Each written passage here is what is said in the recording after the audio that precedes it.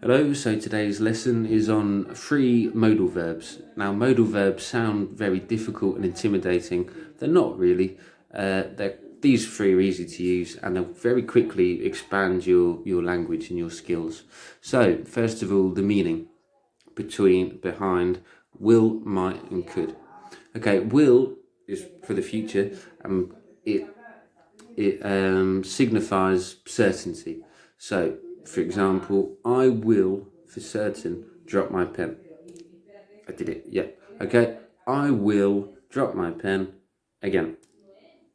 Okay, might, again for the future, suggests choice or uncertainty.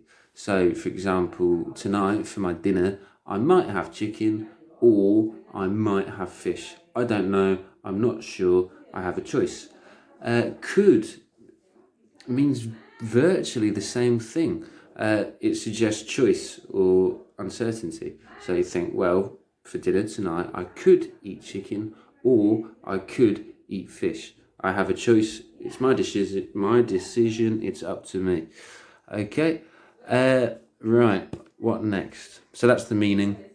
Now to put them into a negative, we put not. With will and might, not could. With will and might, we put not. So I will not drop my pen again. What's the point? I'm not going to do it again. I will not drop my pen. Might, again, suggests uncertainty. I might not go outside. I mean, it's getting dark. It's a little bit cold. So I might not go outside. Similar to might, but negative. Okay. Now, could not, we do use, but it's more for the past tense. You say, I could not open the door, it was locked, for example. So we won't use that in this sense. Don't worry about it. So will not, might not. Also, remember that in English, to make it easier to say things, we get two words and we squash them to make a new one. So will not becomes won't. W-O-N''T, I won't. I won't drop my pen.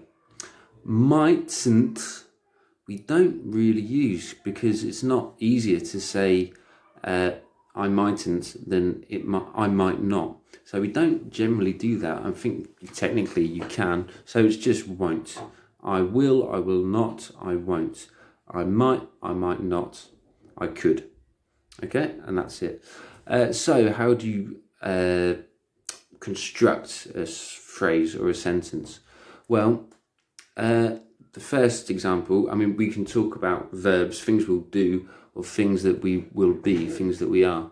For example, how do we construct that? We need the subject, me, for example. We'll take me as an example. Subject, so I, then the modal verb, and then another verb. So I will eat. I am hungry. I have food. So I will eat. So to describe a person in the future, to use will again, in the future. So subject, modal verb, then be, then an adjective. So I, the subject, will, the modal verb, be older. Of course, I will be older in the future. It's inevitable. Okay, and that's how you construct a short sentence using those modal verbs. I've included a link in the description to an Edpuzzle, which is a video.